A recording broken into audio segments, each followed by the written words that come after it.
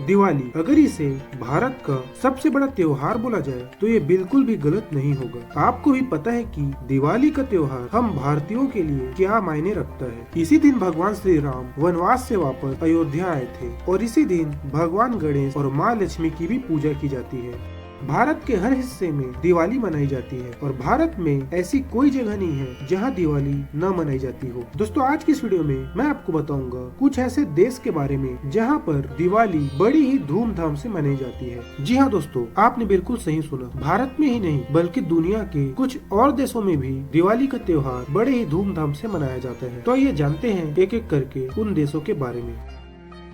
नेपाल, हमारा पड़ोसी देश नेपाल। भारत के बाद नेपाल दूसरा ऐसा देश है जहां पर हिंदू आबादी सबसे ज्यादा है। नेपाल में भी दिवाली का त्योहार बड़े ही धूमधाम के साथ मनाया जाता है, लेकिन नेपाल में दिवाली को दिवाली नहीं बल्कि स्वांति कहा जाता है और यहाँ इसे पूरे रीति रिवाजों के साथ 5 दिनों तक मनाया जाता है। पहले दिन गाय की पूजा होती है, जबकि दूसरे दिन कुत्तों की पूजा की जाती है। वहीं तीसरे दिन मिठाइयाँ बनाई जाती है, घरों को सजाया जाता है और देवी देवताओं की पूजा की जाती है। वहीं चौथे दिन यमराज की पूजा की जाती है और 5वें दिन भाई दूज का त्योहार मनाया जाता है। थाईलैंड में भी दिवाली का त्योहार मनाया जाता है, लेकिन वहाँ इसे क्रियोंध कहा जाता है। थाईलैंड के लोग इस दिन केले की पत्तियों से दिए बनाते हैं और फिर रात में इन दियों को जलाकर कुछ पैसों के साथ वे नदी में बहा देते हैं। इस तरह से यहाँ दिवाली का त्योहार मनाया जाता है। जापान के लोग दीपावली के दिन अपने बगीचों में लालटेन और कागज के बने पर्दों को लटकाते हैं और आसमान में कागज के बने पैराशूट भी छोड़ते हैं। इस दिन यहाँ के लोग नाच गाना भी करते हैं और इसके साथ ही साथ वे बोटिंग का भी आनंद लेते हैं।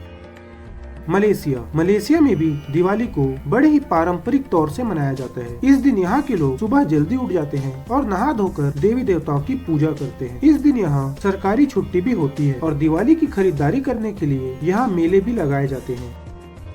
सिंगापुर, मलेशिया की तरह सिंगापुर में भी दिवाली की सरकारी छुट्टी होती है और यहाँ भी दिवाली की खरीदारी करने के लिए मेले लगाए जाते हैं। सिंगापुर में दीपावली के दिन आपको जगह जगह पर कई जगह सांस्कृतिक प्रोग्राम देखने को मिल जाएंगे।